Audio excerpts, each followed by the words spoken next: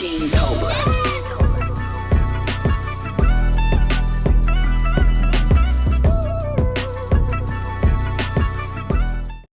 Welcome back, everybody, to the next episode of the Urban Retrospect. I am tonight's host, Ken Cloud.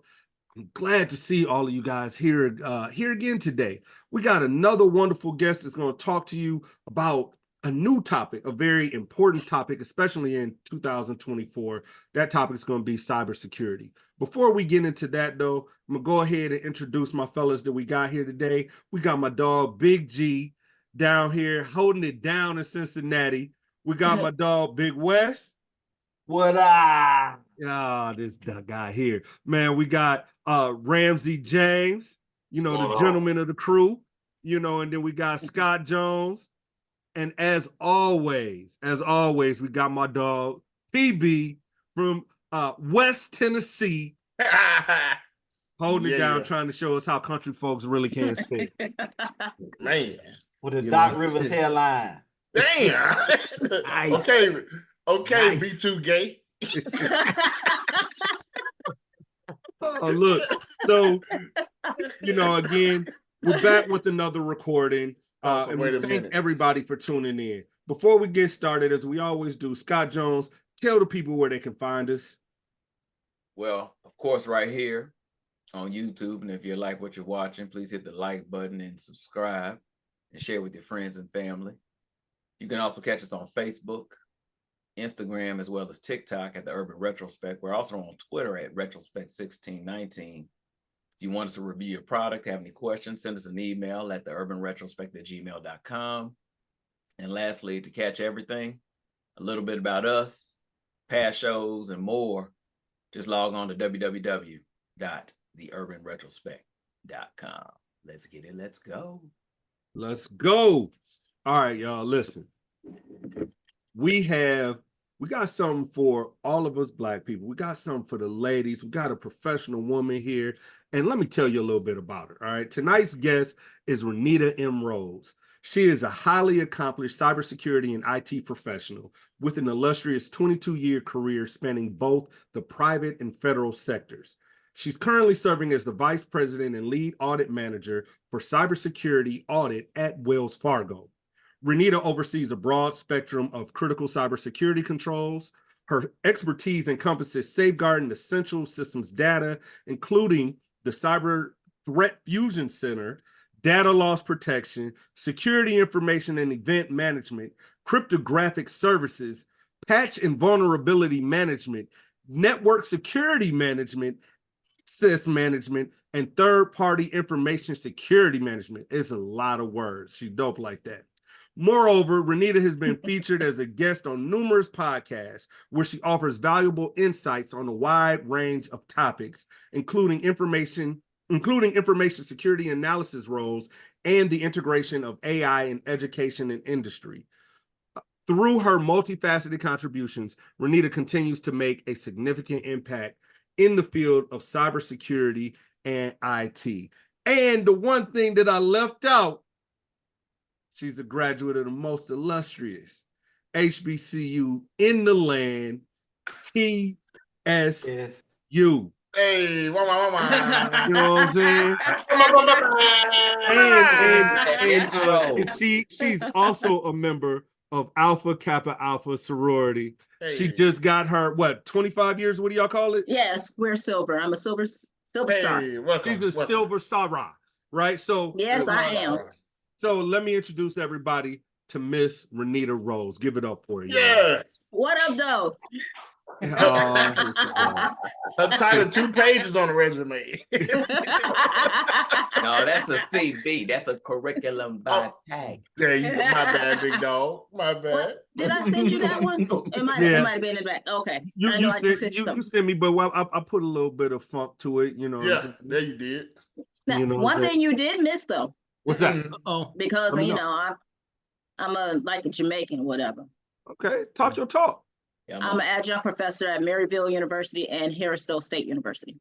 Hey. Just cybersecurity and IT classes. There you go. Thank you. Go ahead. Listen, this platform is here for you to talk your talk. Yeah. Let's be clear. All right. So if there's something else you want to throw in here, you go ahead. Well, and I did make a mistake when I sent you that. I didn't send you. Must not have been the most up to date because it's going on 23 years. I cut some of it. Oh, it's 23 years. Yeah, it's going on because we graduated in 2001. Ooh. Man, Good job. It seemed like that was just the other day, though. Man, it was in my book, but Yeah. I also drink. So I mean, you know, it is. y'all get emotional over here. I mean, you think about it. Mm-hmm. I mean, it don't seem like it, but when I went to TSU this past weekend, because one of my good friends from TSU, her daughter just crossed Montgomery Road, and they all look like kids. Blow the whistle. Wait, y'all, they crossed 48, y'all. Yeah. That's like their biggest line, I think. Yeah. I do believe it is, although one of my friends said, I think they crossed more, but I want to say that is the biggest line. Because when we were there, they had 2, and then when Tanya and them crossed, it was 10. Yep. I remember that. My sister's in Montgomery Road. Shout out to Montgomery Road. Alabama.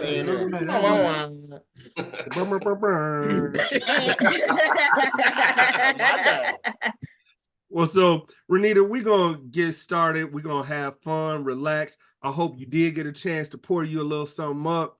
I don't have a chaser. You don't have, that's okay, man. You can sweat them curls out. Is that what they do at TSU? Y'all drink chasers? Hey, no, hold on now. I do it. I do it. Now, I do it because I ain't go to Alabama State. My girl went to Alabama State. She doesn't drink her brown liquor with a chaser, but not me. Or these random shots for Alabama when you say State. chaser, like hey, whatever. Exactly. What you're saying is TSU have a weaker palate than other states. No, not at all. No. What I'm saying is, we're gonna edit that part out. Edit that out. No, it's just Anika herself. She crazy. That's all it is. Crazy. All right, so listen, man. Like I said, we're gonna have a bunch of good time. We're gonna have a good time. Ask a couple questions, have some fun. All right. So let's jump into it. So first question, can you give us, because it's not just our listeners and our viewers, can you give us a dumbed down version, a cybersecurity for dummies description of your career field, and let us know how you got into the career of being a cybersecurity professional? Okay, so basically what I do as a auditor, so if anybody dealt with auditors before, you kind of go in and make sure people are doing what they're supposed to do. One, you have policies that are written, and you should abide by those policies and procedures that are there. If you veer from them, then that's when you tend to get dinged. So with cybersecurity added on top of that, you include all of everything that protects the organization. So cybersecurity is there to protect data, the network. You have physical security. It's also part of cyber.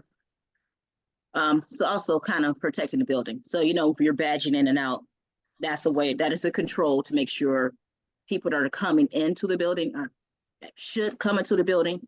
And with cybersecurity, basically logging into the systems and gaining access to certain data, you still have that same concept of you're supposed to be here, and if you're not, you shouldn't have access. So we're there to make sure people have that access, and if they don't, they're kicked out. I'm here to make sure people can't break into the network or to the system and take data from us. And if they do, then that's a huge problem. We're also there to try to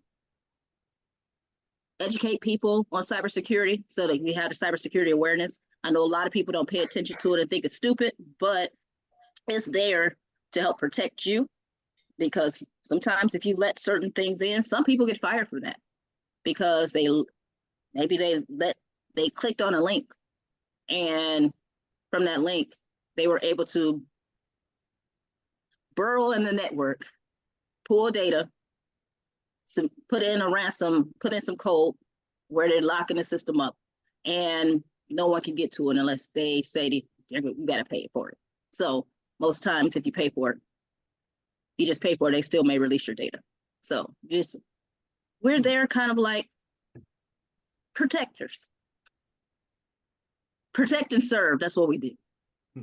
Like a gladiator. That kind of ties into my question. Uh-huh. One of my questions was kind of to delve in more to ransomware. I know we just had the big ransomware attack that changed healthcare. That was a part of United Healthcare. That kind of like stopped people from getting prescriptions and bills and stuff like that. I know Fulton County of Atlanta got attacked in the ransomware, especially during what's going on with the Trump trial. And other counties and hospitals and other institutions are getting attacked by these groups. Can you go dwell more into ransomware and,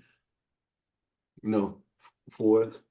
Okay, so the reason why those organizations are getting attacked is because healthcare, cities, counties, states, education tend to be they have the worst security posture that's out there. Also including utilities. So anything dealing with critical infrastructure, they have bad security posture. And that is because most times they don't have money. They don't prioritize cybersecurity. Cybersecurity should be prioritized by all organizations, but people tend to push it back because it doesn't allow you to do certain things. Because you have to have what they call controls, just basically things in place to make sure you're doing what you're supposed to be doing. Or like if you're signing off on something, like say if someone has to sign, like give out money, pay for something, there should be a control in place. Like on the finance side, they will have a control in place where like you have to have reconciliations or you have to have like approval. But the thing with the schools, the cities, the states, the counties, healthcare, as I said, critical infrastructure within utilities, they tend not to have all those controls in place to kind of stop stuff. As you saw with the shutdown of the gas pipeline in Georgia in 2020, the reason why that ransomware got in is because they weren't patching. So with them not patching, when you say patching, that's how we get these security updates on our computers, and they tell us like every month you need to patch this. That's what a patch is. And sometimes it's not always security, it's other patches too. And if you don't do it, you have a vulnerability as a hole that somebody could get into. And all somebody needs to do, because you have users are the weakest link to, I would probably say anything, especially cybersecurity. If they click on this link that's sent to them in an email, in a phishing attack, this normally starts with a phishing attack. They click that link and they're able to gain access to that network right then. And then from there, they normally sit for a while to kind of do reconnaissance, where they're looking at your network and gaining all this information about it. Then they're able to burrow into the system and check for different holes. Most times the vulnerability has been out for years or months, where letting the organizations know there is something you need to do. And you could tend to find those at the National Vulnerability Database. It's online. I want to say it's at cert.gov. They tend to have something there.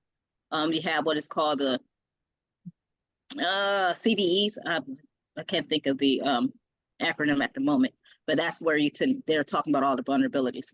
But so these companies tend to be informed. They just don't patch it. They sit, ain't nothing gonna happen. This is internal. We have an internal network where we have firewalls that's outside and they can't get to it. Yeah, they can. And then the other issue is that this being that I didn't look at Georgia and Chan Healthcare and United Healthcare, but I can assume, I want to say this was a ransomware attack. Yeah, it was a ransomware attack. Yeah, and with that, I'm sure it was probably they got in through a vulnerability like what I'm talking about now. Another problem you tend to see when they do this, and they actually pay the ransom, is because they don't have backups. So if they don't have backups, they don't back up their network or back up the system, and it's offsite somewhere, then they can't get back to their data. So they tend to pay for the ransom. And then they pay the ransom, and they think they just have to hope and pray that they never release this data, because they can release it after that. I mean, they're a criminal. What are criminals going to do? Keep getting money. You can make me listen doing cyber training. Yeah, you need to. You need to. Hey, P, I be in the trailer like, huh? When you say don't click on the link, okay. Yeah, because like I think that the Change Healthcare, they were asking for like, I think almost like damn near $1 billion something. I think they asked for a lot of money. Yes, because personal health information is, I want to say, one of the highest paid pieces of data that's out there now. In the past, it used to be credit cards, but they still go after credit cards. And I was traveling this past weekend, so this is personal right here, not just talking about companies. I was out there at the airport, and I was, at the little store getting something, getting probably some candy. Anyway, I noticed, when I walked in, it looked like a lot of people in there. I ain't paying no attention. It was like some Asian kids in there. I ain't paying no attention to them. And then, I got something the first time. Then I left out and I came back and was like, dang, I forgot. I should have got this. I went and grabbed it, went to go pay. First time I used my my card. And I noticed, the little girl, I thought she was just right there because, she was getting something. But the second time I noticed, I used my Apple Pay. And I noticed these two girls came close. And I paid attention to them because I'm like, why the hell are they over here? They, what are they looking at? I'm from Michigan. I know that question hasn't come up yet. And so, I tend to be a little more leery about people anyway. But I looked, and one of the little girls they were trying to use their phone to sniff that traffic between me using my Apple Pay and to pay for the stuff so they can get it and take my information. So I immediately turned off my card. It's been off since then. I mean, I hear stories of people getting their phone, their card scanned way in their wallet, standing away from the credit card machine. Hey, yep. P, they can do that? Yes. Yeah. Yes. Yeah. I saw No, your I'm video. talking with the Apple Pay. Man, that's what I was surprised. Because you send the frequency out. Yep, you do. You send the frequency out nonstop. When you click on the app, it sends a frequency. Anybody can catch it for that little hot second. Yep. And so she got close enough to catch hers. Yeah. So don't use Apple Pay is what you're saying? Not when somebody's standing around you. Yeah, exactly. Dude. And your credit card sends out a signal 24/7 in your wallet. So they can scan your ass, no pause, and pick up your signal. So that's why they say when you go overseas, make sure, we probably need it here in the US. The thing is that the US, they still trying to use these bars, that barcode in the back that's easily, that magnetic strip that's easily stolen anyway. People can replicate that information and send it and put it on a hotel card. But with the new cards with the little chip in it, they have a certain reader, they can read it. So they say buy a special wallet or a special purse to kind of block that frequency. Right. They've been recommending that wallet for years, though. Yeah, they have. RDF something. RDF. So do y'all have one? I do. No. I have a purse from when I went to Italy, but it's not cute. So yeah, Gucci have the made one. God forbid it not be cute. Right? Yeah, Gucci. Yeah, exactly. my information. Now, this is another question. Just piggyback off of that. My question and be my last one. So, like, can they catch these groups that are doing it? Man, so I'm telling you, I wanted to catch them and throw that little girl down, but you know, how would it look? A woman beating up on this little girl. I would have did it. Man, I tell you, but what I end up doing, I let the store know, because at first I was like, I don't know if the store's in cahoots with them or not. You never know. Sometimes they are. Yeah. But I let that woman know, and then she put them out. And then when she put them out, it was some adults with them. And then when I was walking to my gate, I saw this Asian man walking. He had like this big old, it looked like a suit, like a luggage. But I was like, I could tell he's with them. And I should have went and told the police, but you know, they probably don't know what to do with that. Oh, the handler. Yeah, that's what it looked like. I was talking about like the big, you know, like the big the hacker gangs. Well, sometimes it's state, nation state hackers. So Russia, China, I know Iran is doing stuff now. Sometimes, you know, they might be in most times they're in another country. So we don't have jurisdiction to get them. And then but then they also use proxies, different servers. So proxy servers where they can bounce across the world and you never really know where they are.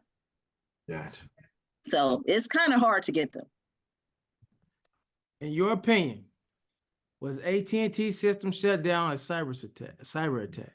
It wasn't a cyber attack. I know I saw something on TikTok where this one guy was saying, I can't remember the stuff he was saying. It didn't make sense. If it was a cyber attack, so what? I mean, because if they don't have our data, they don't have our data. So if it was more so, only time they will have to report a cyber attack in the 10Ks now, because the SEC requires them to, any companies that's publicly traded, they have to report it in their 10K. But if it's not data specific in regards to customer data being released, then they don't have to notify us in regards to that, meaning that no one is at risk. So I got another question for a follow-up to really what he just asked. I want to know, in your opinion, how close are we, if you saw the movie Leave the World Behind? I haven't saw it yet. And I drive a Tesla. No, and I drive a Tesla. That's why I want to watch it. But it wasn't, so for anybody who hasn't seen it, it's really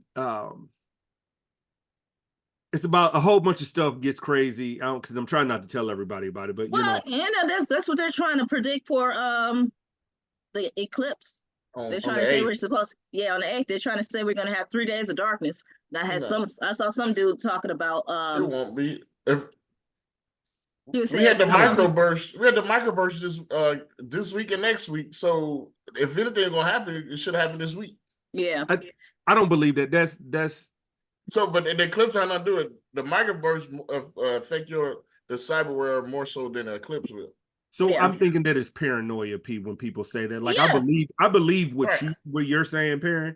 You know what I'm saying? But I think that people that's Negro logic, and Man, well, this guy I saw today, he was talking about it's gonna be some black plasma that's gonna be outside, and they're gonna be calling your name, and I was just like, off the weed. I think he almost more than that. He probably on that pink powder. Everybody's trying to hustle, man. Everybody's trying to hustle. They trying to get them likes. They trying to get it so they can get paid at the back end. Yeah. You should have made Urban Retrospect soda glasses. Oh, got paid. But you know what though? It's a guy here, a promoter. They having a party during the day. Hey, they're gonna turn into vampires. Like on Blade. Yeah. So they having a party during that time of day. I was like, hey, they talk about we supposed to get all our food, make sure we got enough water and all this stuff, and batteries and flashlights for up to 3 days, and y'all having a party? Yeah. I heard they got free brown liquor for you. Well, they might. They might.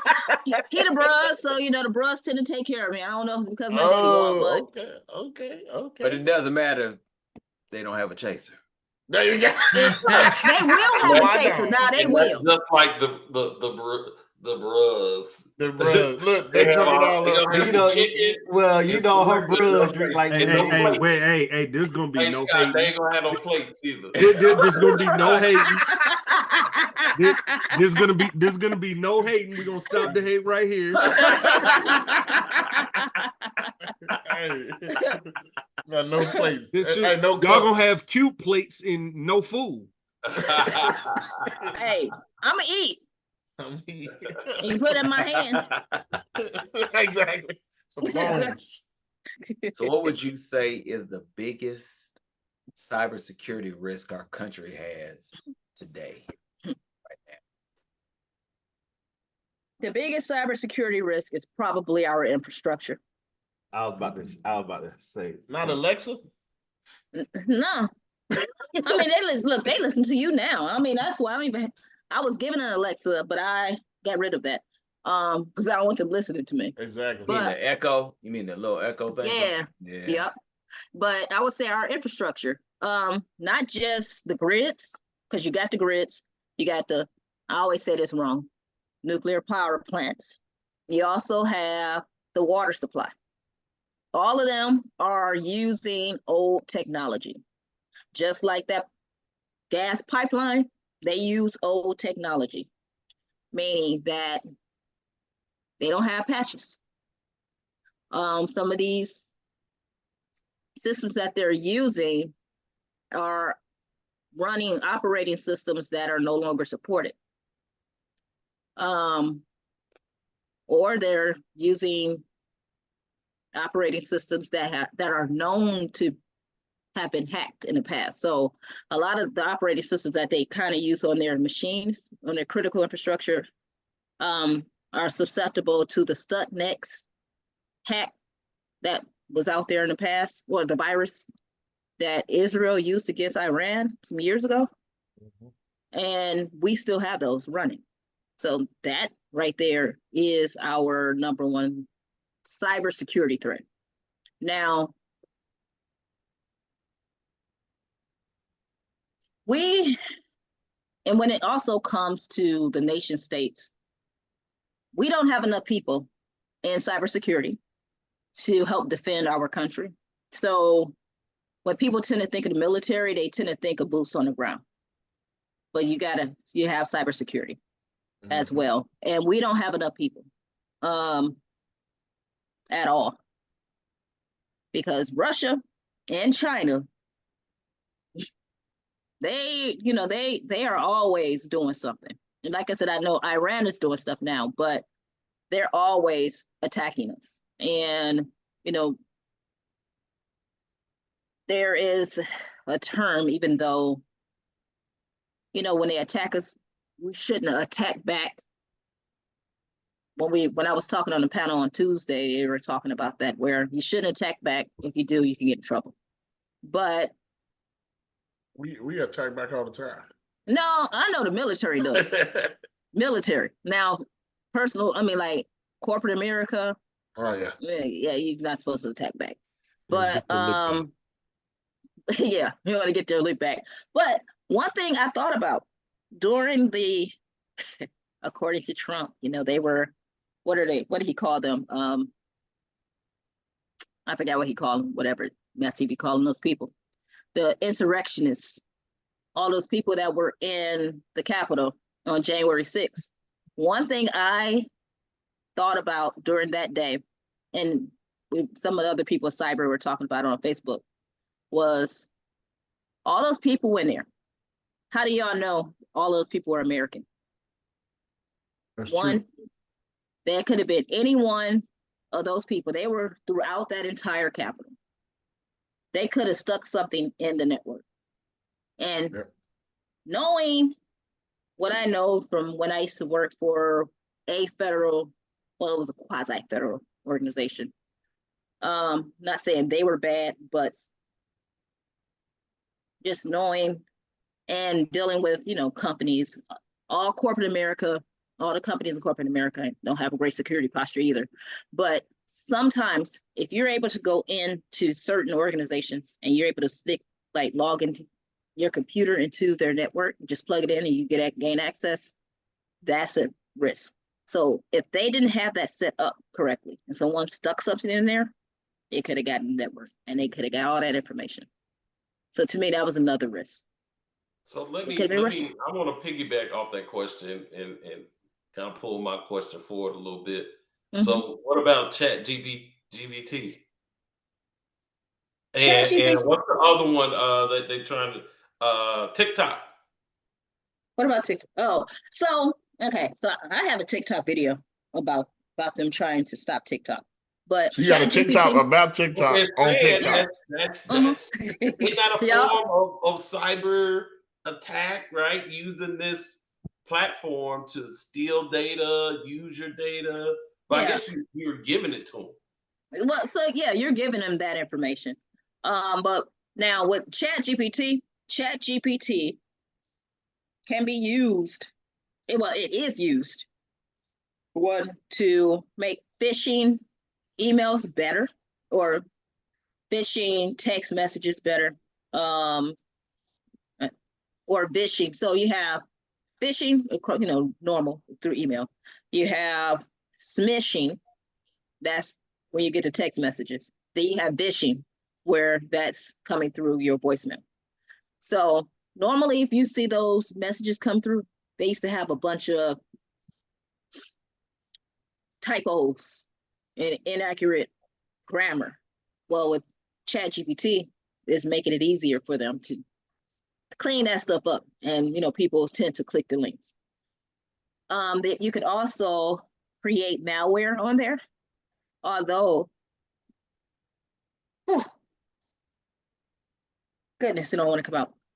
Although ChatGPT will tell you, don't ever say, it'll tell you it can't make a malware. You can't say create a malware program, whatever, blah, blah, blah. You got to change it up and massage the way you're saying it. Massage your prompt. But it can create code for malware. So that's another security threat. With AI in general, you can have, how we're doing all these photos, is doing all the videos, and you have apps that can actually take your voice and create deepfakes. So all of that, bringing that together, that is a cybersecurity risk. But with anything, it can be good, because cybersecurity, you do have AI or data machine learning within cybersecurity tools now to help with cyber attacks. But now, as far as TikTok, now initially I wasn't on TikTok because I remember reading about all the holes. They had a lot of what they call hooks into the code to where they could get in and see your information.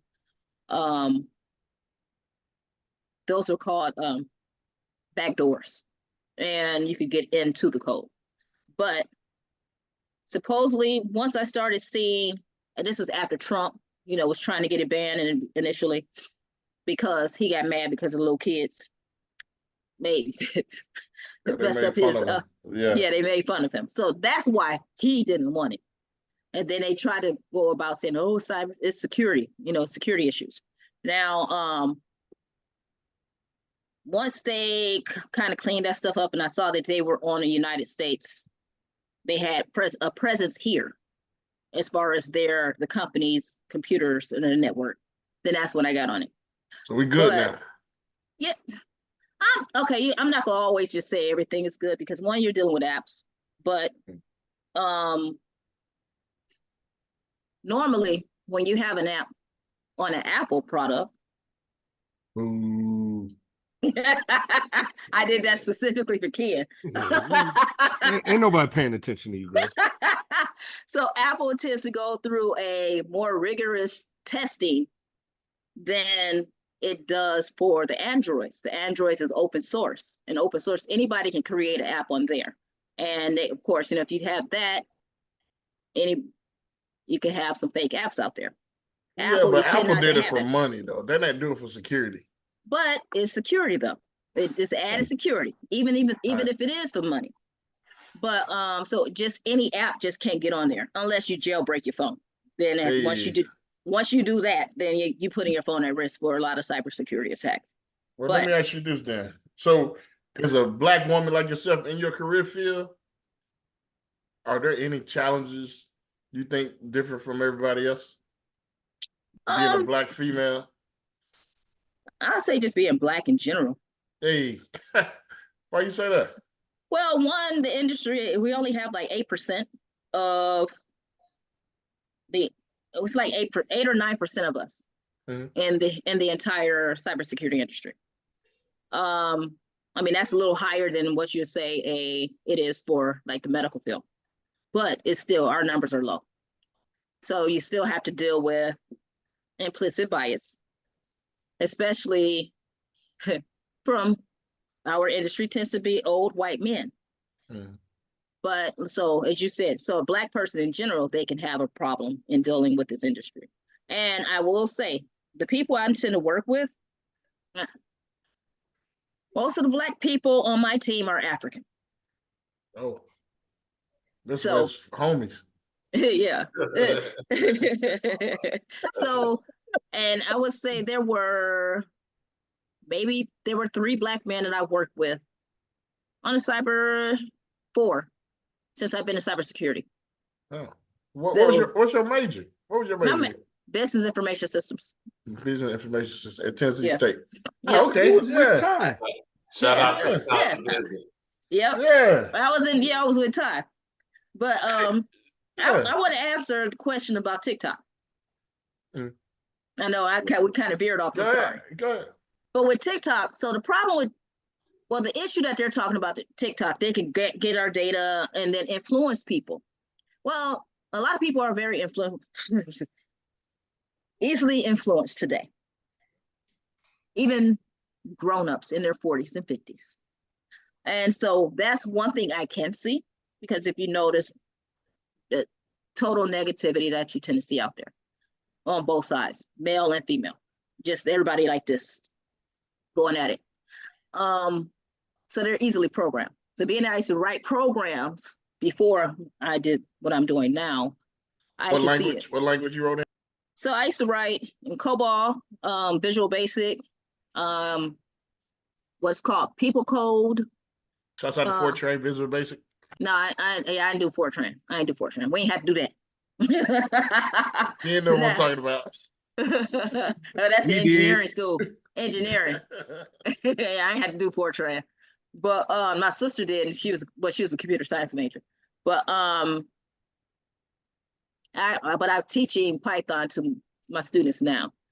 But but with if you have that ability, you see all that logic that you can see these people are being programmed.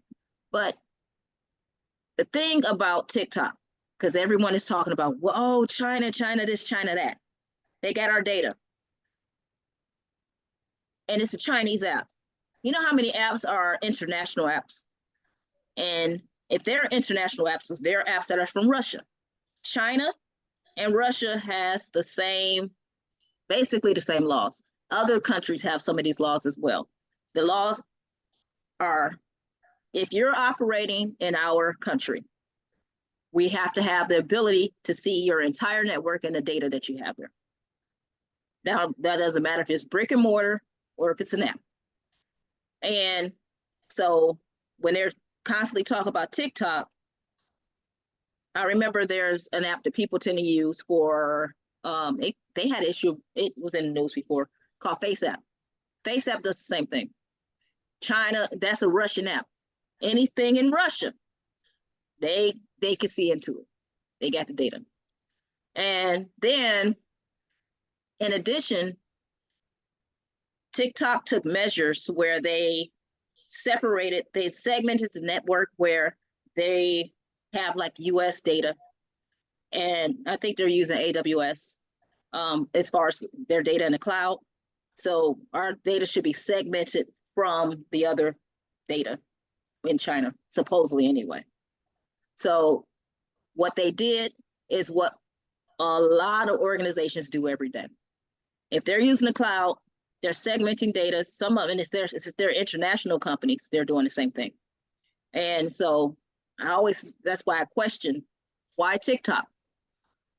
Why not Facebook? Facebook is operating everywhere as well. So is IG. So is Deloitte. So is all the big four, Pepsi. Just basically a lot of American companies are on the soils of other countries. So that they're gaining access to our data. And if you also want to be technical, even though they have vendors, if you're dealing with third-party vendors, your third-party vendors have vendors, and those vendors have vendors, and those vendors keep going on. You don't know what country they're in. From my notes, I understand you're an author. So how many books have you written? I've only written one. It was a white paper. Oh, Yeah. We do white papers. They work out of time. But you know what? I published it. Oh. But then if you think about it, just even with the audit reports, I've been debating on, I have like a book awaiting me to actually do something with it. I just haven't done it. I ain't got time. So from one author to another, because I'm published as well. See, can you be hating on your boy? I'm not hating. But yeah, so you gonna write? So you are gonna write a book? You're gonna get one out? I started a book, Cybersecurity for Kids. Oh, nice. But I know people are doing that, but I have a different spin on it because of my nephew. Listen, I know a good site where you can come out with the release date, the Urban Retrospect. You release that thing, you bring it to us, we can have a talk about it. Yeah. Okay.